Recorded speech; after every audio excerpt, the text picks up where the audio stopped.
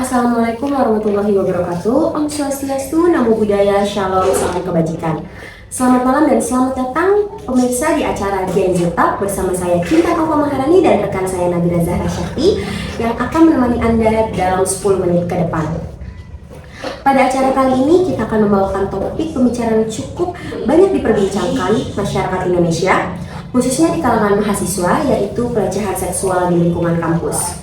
Oke Kak Kintan, menurut Tahunan Komnas Perempuan tahun 2020, dalam kurun waktu 12 tahun kekerasan terhadap perempuan meningkat 792%. Kekerasan terhadap perempuan mencapai 338.496 laporan dan kekerasan seksual berjumlah 4.660 kasus. Dari data tersebut, kampus menempati posisi puncak dengan 27% laporan. Kekerasan seksual seringkali dilihat sebagai isu perempuan, dan kampus masih memandang bahwa upaya pencegahan serta penanganan kekerasan seksual itu rumit dan membutuhkan banyak biaya. Baiklah, dalam kesempatan kali ini kita memiliki narasumber yang sangat berkompeten untuk membahas isu yang sangat penting ini.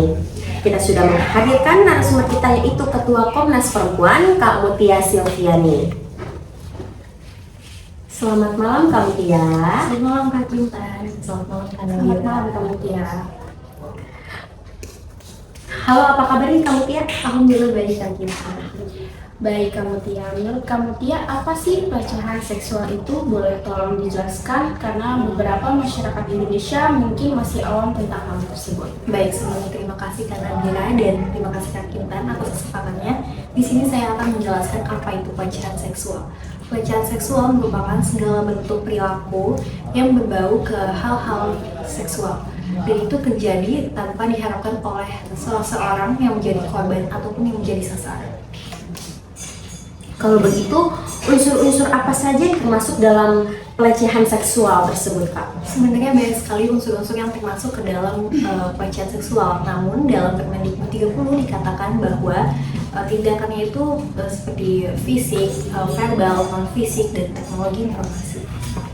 Baik Kak Mutia, berarti pelecehan seksual itu banyak bentuknya ya. Dan menurut kakak di mana biasanya pelecehan seksual itu bisa terjadi Kak? Sebenarnya tidak ada tempat atau waktu spesifik kapan bisa terjadi pelecehan seksual. Pelecehan seksual bisa terjadi kapan saja, di mana saja, dan kepada siapa saja. Bahkan di tempat pendidikan sekalipun, pelecehan seksual bisa terjadi, seperti di sekolah dan di kampus. Baik, sebelumnya Kak Mutia, biasanya hal apa yang menyebabkan timbulnya pelecehan seksual? Banyak sekali hal yang menyebabkan timbulnya pelecehan seksual. Salah satunya itu masih kurangnya pendidikan atas hak asasi manusia, seperti hak privasi, hak atas tubuh, hak harkat, dan hak martabat. Baik Kak Mutia, terima kasih untuk penjelasannya. Sebelum kita membahas lebih lanjut, kita saksikan jeda pariwara berikut ini.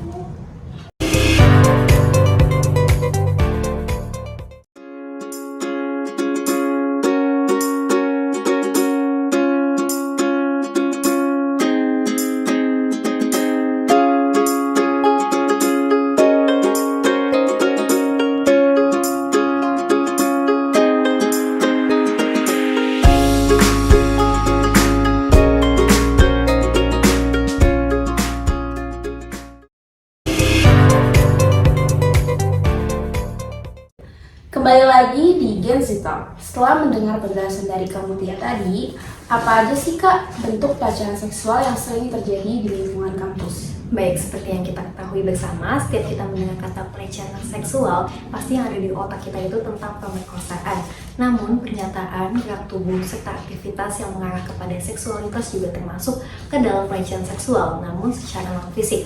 Contohnya seperti catcalling. Biasanya kalau di lingkungan kampus itu terjadi itu bukan hanya kepada mahasiswa saja, namun bisa terjadi juga antara dosen dan juga mahasiswa.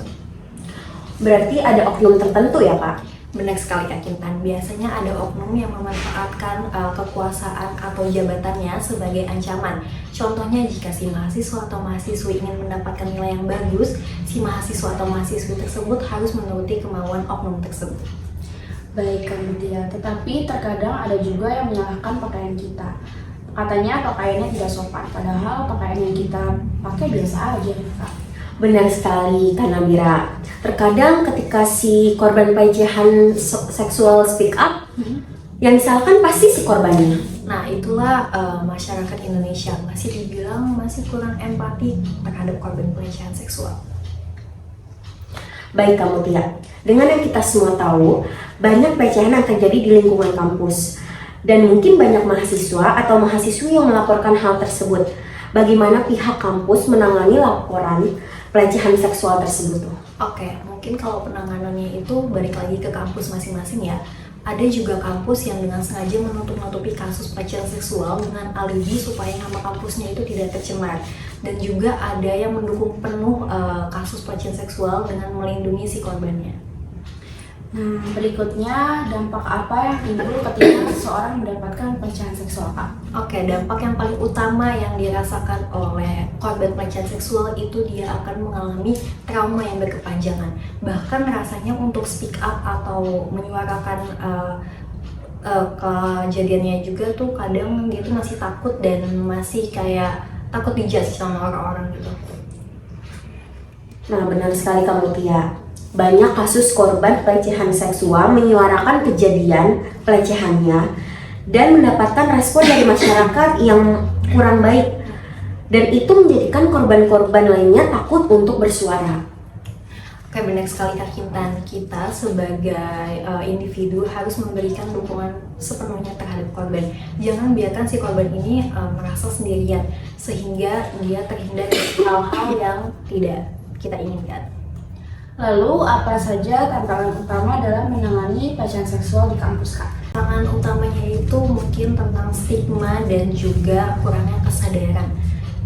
Kurangnya kesadaran setiap individu yang ada di kampus ya Kak, seperti misalkan dosen atau mahasiswa atau juga stafnya.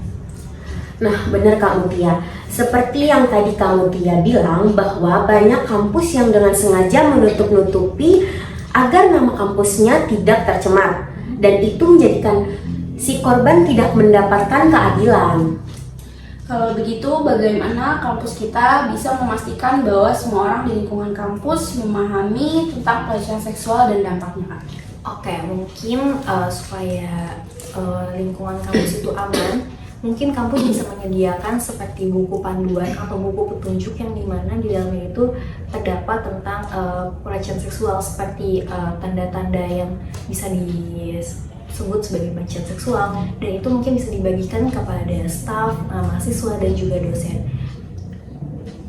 Sebagai individu, apakah ada langkah-langkah yang dapat diambil untuk secara aktif berkontribusi dalam menciptakan lingkungan kampus yang bebas dari pelecehan seksual?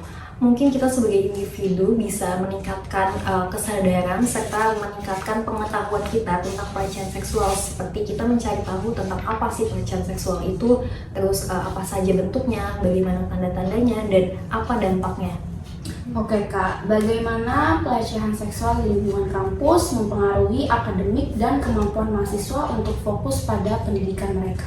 Baik, karena biasanya si korban yang mengalami pelecehan seksual ini dia itu jarang datang ke kampus karena dia merasakan ketakutan serta itu mempengaruhi nilai akademiknya, mungkin seperti menurunnya kehadiran, terus juga nilainya juga turun, dan itu membuat si korban susah fokus untuk bidang akademik. Bagaimana proses investigasi dan penanganan kasus pelecehan seksual di lingkungan kampus? Oke, seperti yang sudah saya bilang tadi di awal bahwa proses investigasi atau mungkin kayak penanganan di dalam kampus itu tergantung dalam kampusnya masing-masing. Mungkin kalau kampus yang baik atau yang mendukung penuh tentang kasus pelecehan seksual itu bisa langsung mengarahkan itu ke lembaga yang berkaitan, seperti mungkin ke lembaga hukum.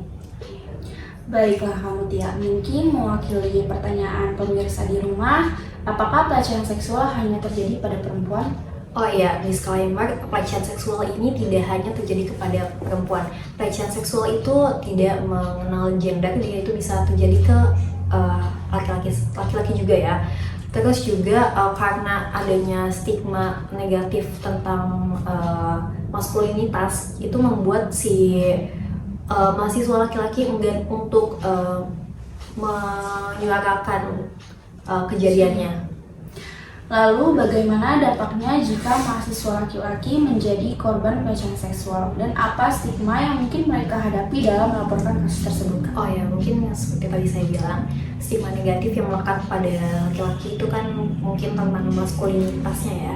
Dan laki-laki itu mungkin kalau misalkan dia menyuarakan tentang pelecehan seksual masih dianggap remeh kayak karena dia itu laki-laki, dan mungkin itu menjadi faktor si laki-laki tersebut kayak ketakutan dan juga ragu untuk menyuarakan kejadiannya.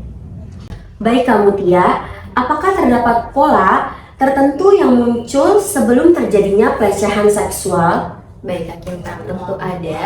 Mungkin seperti si pelaku ini bisa memanfaatkan kepercayaan si korban, serta si pelaku bisa menggunakan taktik manipulasi terhadap korban. Selanjutnya, kamu Tia, apakah terdapat peran teknologi dalam mencegah pelecehan seksual? Baik Nabira, tentu ada, karena yang kita ketahui bersama bahwa teknologi ini sangat berperan penting di dalam kehidupan kita. Kita bisa menggunakan teknologi sebagai media perantara untuk menyuarakan kejadian yang telah terjadi kepada kita. Kita bisa menggunakan teknologi untuk melaporkan kepada Komnas Perempuan atau kepada lembaga terkait. Berarti dapat disimpulkan bahwa pelecehan seksual bisa terjadi kapan saja, di mana saja, dan dengan siapa saja. Serta untuk siapapun yang menjadi korban pelecehan, jangan takut untuk bersuara. Benar banget Kak Kintan. Selalu berikan dukungan kepada korban yang mengalami pelecehan seksual dan semoga setiap kampus sudah sangat aware terhadap kasus pelecehan seksual agar kampus bisa menjadi tempat yang aman. Baiklah kamu Tia, sayangnya kita sudah di penghujung acara. Terima kasih kepada kamu Tia selaku narasumber yang sudah menemani obrolan kita malam ini. Dan terima kasih juga kita ucapkan kepada pemirsa Gen Z Talk. Saya Nabila Zahra Syakti bersama rekan saya Kintan Alfa Maharani pamit undur diri. Sampai jumpa di acara Gen Z Talk selanjutnya.